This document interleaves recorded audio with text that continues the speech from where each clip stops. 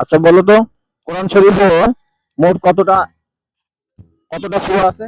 530। দুঃখিত, তোমার প্রশ্ন। আসসালামু আলাইকুম হুজুর। ওয়ালাইকুম সালাম। আসসালামু আলাইকুম।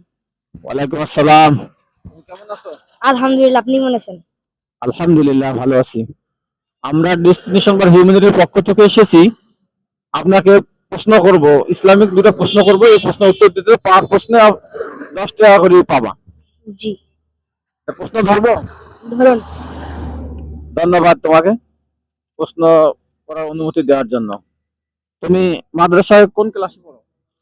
নাস নাজারা বিভাগ। নাজেরা বিভাগ।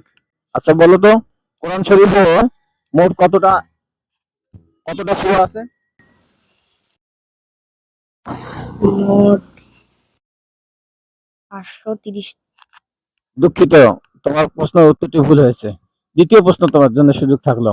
কোরআন শরীফে কতটা আয়াত আছে?